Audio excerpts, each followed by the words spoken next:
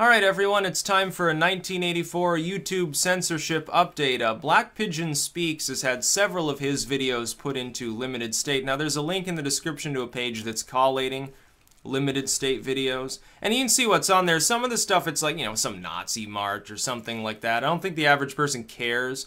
Although some of it, it's literally nothing more than historical footage paired with music. I'm not sure exactly how that could be considerably offensive. When am I going to see the communist anthem on there? You know, that I'm sure that offends a lot of people in Eastern Europe, considering that so many of their relatives died because of communism. Now, I don't think we're going to see it anytime soon. I'm going to check that link every day, and on Twitter, I occasionally, I'll put videos out that are, you know, they've been put through this draconian process. I'm helping to spread awareness of their content. Like, I'm not going to spread something, it's like, you know, some Adolf speech or something, because it's not really what I'm about. But if it's something that's more innocuous, like there are some videos on, they definitely should not be in limited state. I'm sorry, they should not be. I can't remember the username. You can go to Twitter, and I shared it out there. I can't remember the username, but it was something to the effect of, oh, well, you know, some migrants are here in Finland, she's Finnish, are planning to sort of have a walkout and go to Sweden, and you know, because of the laws involved with refugee status, they're actually going to get, like, deported if they do. And, you know, generally saying, well, this crisis has gotten too large and people are ungrateful. That got put in limited state. Yeah. It really did. One of Black Pigeon Speaks videos that's in limited state is literally nothing more than a compilation of news headlines on migrants and refugees and stuff. And I don't know why it's in limited state, because it's just rephrasing what the lamestream media said. It's not even novel. It's not even like a new idea. It's like headlines from the BBC and CNN and shit like that. Somehow it gets put into limited state. Then I find out this was even weirder. Reviewbrah. Now, you'll all know Reviewbrah as the dapper dude in a suit who eats random food. He gives food reviews. He's gotten mass demonetized. He makes a video, he tries some, I guess, new Burger King sandwich or something. Oh, it got demonetized. I hope YouTube fixes the problem. Well, here's a clue to Reviewbrah. They're not going to fix the problem because to them it's not a problem. They really, honestly, it doesn't seem like they care at this point. I'm very glad I never monetized anything. I stood on principle and decided not to. I don't have any problem with people who do. Although I'm not going to click on your ads, to be honest. But, I mean, YouTube is doing so many automatic things now that it seems they don't have the number of staff necessary to keep up with all of the requests, appeals, really, that are being put out there. Reviewbrah has... Yeah, I don't even know how many subscribers he has at this point. It's hundreds of thousands of people. He's verified. He's a partner. He never swears. He doesn't wear anything edgy. He doesn't say anything edgy. He literally just sits there and eats food and gives very dry sort of early Atomic Era style commentary. It's the sort of thing that you would expect to see if YouTube had existed in the Elvis Presley era. That's Reviewbrah, and he got demonetized. Why? Yeah, who knows? YouTube won't tell anybody. Here's the big problem. I don't have quite as much of a problem with the idea that YouTube would restrict content or demonetize content, whatever under the sun. I still don't think it's a good idea. I still don't think it works. But I don't have as big a problem with that as the fact that there's ambiguity around what gets you put in limited state. Well, hell if I know. There's no rhyme or reason to the videos that appear to be in that state. What about restricted mode? Again, is it just any random person flagged the video and you can never appeal it, so it's automatically restricted? How lovely for people who like to do flagging raids. What about demonetization? What specifically constitutes family-friendly content? If Reviewbrah is not family-friendly, nothing is family-friendly. He's like Mr. Rogers. He could do rip-off Mr. Rogers episodes and they would be believable. He could easily do, if he wanted to do painting, he could be the next fucking Bob Ross. And he's getting demonetized. Are YouTube staff nuts? You're going to destroy the platform by doing this. When people point out that this is a problem, it's not because they hate YouTube, it's because they like using YouTube and they're tired of it being destabilized. People are starting to find other video hosting products for a reason. YouTube seems oblivious. They're not addressing it. They're not making it clear what gets you on limited state. What gets you banned anymore? I don't even know. It's like, I've seen plenty of videos on YouTube, and they're just in restricted mode at this point. There's graphic violence, there's drug use, there's, topical nudity and stuff like that. Well, okay, I don't understand this. It doesn't make any sense. A Reviewbrah gets demonetized, but some video where someone's rambling about how great Antifa is, that's not even restricted. Okay, so politically, YouTube, I think, is making it fairly clear where they stand. Most of the videos that are in limited state that are listed are actual Nazi stuff. Amran aside, most of it's like Hitler footage or something. Okay, whatever. It's just going to cause that material to be circulated more widely because people don't like censorship. At this point, a lot of us who just, we're anti-censorship in general, it doesn't matter if we even like the message in the videos, we're going to end up spreading it around because you've made it taboo. You've made it cool. That's what built YouTube to begin with. It used to be all about independent content creation. It was a place to put videos that you were making. Now it's become a bunch of like news streaming and wacky people who have their own so-called alt media, like the Young Turks, and it's not even alt media, it's corporate, and stuff like that.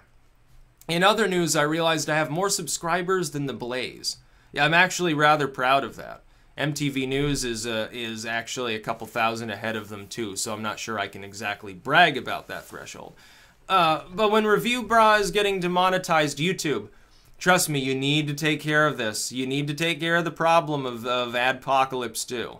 At the very least, you got to give the tame people on the platform the benefit of the doubt and stop mass demonetizing them, because otherwise they're going to look for other revenue sources. What do you think those will be? Oh, well, I can put my videos on this other site. I can just crowdfund more and have a bigger presence. People who were just YouTubers, myself included, have branched out to other platforms because we're no longer sure our material will be welcome on YouTube.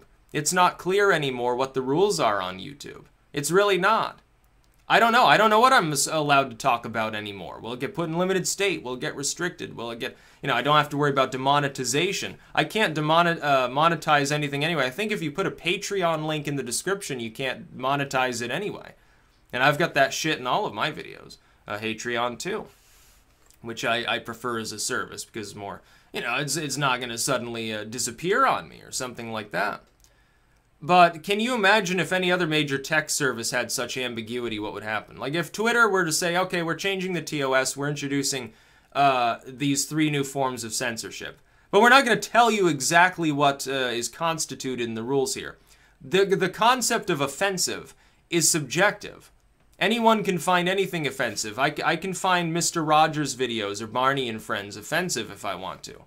So what exactly is the threshold for determining that the claim of offensive should be codified and used to put something in limited state or to demonetize it? What exact threshold is being used for this? You're saying, well, videos get put in limited state if they're significantly offensive or, recruitment or whatever, the extremist content so-called. Most of this is not extremist content. A lot of it's just historical footage. You're saying if it's on the fringes, like it's not technically against our rules, but it's really offensive, we'll put it in limited state. Number one, those videos are spreading around, like that Jared Taylor video. I tell you what, and they posted the stats on this. A video nobody even cared about. A few tens of thousands of people had ever watched it. All of a sudden gets, what was it? Several 100,000 more views in a 2-day span. That video circulated so much more widely. It would have taken them 100 years to get as many views on that video if it hadn't been put in a limited state. In a way, it's going to become a badge of honor to have limited state videos, and other people will spread them around simply because they're limited. They'll spread them around. There are also people that are actively re-uploading everything that's put into limited state. What are you going to do about that? You're not going to be able to stop it. All the AI in the world is not going to be able to find every instance of one of these videos. Especially when people now, because you're not allowing people to share it on YouTube, they're going to share it around on other sites that YouTube and Google have nothing to do with. They can't track any of it. They don't know what's going on. It's totally behind their backs. So you're going to have to allocate a bunch of staff just to look around the internet for instances of videos being spread around and re-uploaded just so you can go after them. Do you realize what a can of worms you've opened? My recommendation to YouTube is this. things should not be demonetized. They should be monetized by default unless it is found, based on flagging or something along those lines, that it shouldn't be monetized. The benefit of the doubt should be given to creators. Because otherwise you get nonsense like Reviewbrah not being able to monetize a Burger King sandwich video. That's crazy talk. You think Burger King cares if Reviewbrah reviews one of their products? They love it. You realize all of his fans now, they're like, oh, well, he gave a favorable review to this Burger King sandwich. I want to go try one. Reviewbrah's cool. Yeah, they don't have a problem with it. It's passive advertising. He doesn't even have to get paid for it. They love it. It's free advertising. You know, what else can you say? Is YouTube cracking down on this sort of stuff because they don't want passive advertising on YouTube? Like you only want it to be active, like through ad firms that are actually giving YouTube money? That's not the way to go about it. At least tell people that's what your concern is. I know if you take advertisement, like you've got an actual like contract, you're supposed to list that in videos as actually a thing you can tick off to say it's passive, it's active, you know, this is the company involved and stuff like that. I understand that. It just doesn't make sense. Nothing YouTube's doing right now makes sense. And when things don't make sense, when they're ambiguous, that's a way bigger problem than being outright tyrannical. It would have been better if YouTube had said, okay, stop, we're extending the TOS. All this historical Nazi footage and stuff, we're kicking it off the platform. It would have pissed a lot of people off, but there wouldn't have been any ambiguity.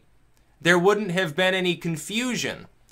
Ad-related stuff. Please tell these people that are taking AdSense what the rules exactly are. What process do you use to determine whether it is or is not able to be monetized? There was another one, it was like some math channel. Numberphile, I think it was, Numberphile 2. And a video of his got demonetized. Now, he's a fairly large user. One of his videos got demonetized. What's the video consist of? He's got a piece of paper and he's scrawling mathematical equations on it with commentary. That's literally the entire video.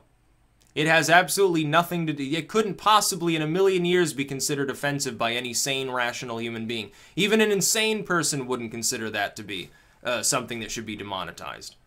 But apparently they've got to stick up their ass about him. Like, I wouldn't even want to check if I were eligible for monetization on my videos. Like, if I were to actually enable AdSense and say, like, okay, I'm gonna suck the corporate teat here, probably like 2 of my videos would be able to be monetized. But even like the cat and gardening videos would probably get demonetized anyway. What's the point for the average person of using this service at this point? There's so much confusion. It's bodybuilding channels and makeup channels and ASMR channels and style channels and do-it-yourself candle making channels. Everything's demonetized. It's like 99% of the content on YouTube is no longer capable of making a person money unless they've got a fan base that allows them to crowdfund or they're selling merchandise. Like, my idea of merchandise is I sell books. It has nothing to do with YouTube. I just talk about it on YouTube. That's my main source of income, and I'm damn glad that it has nothing to do with Google. Because, you know, if I were selling something else, oh, hell, I don't know. Maybe my Ouroboros is now considered a hate symbol by some group. So, you know, gotta kick me off the platform or something. That's crazy.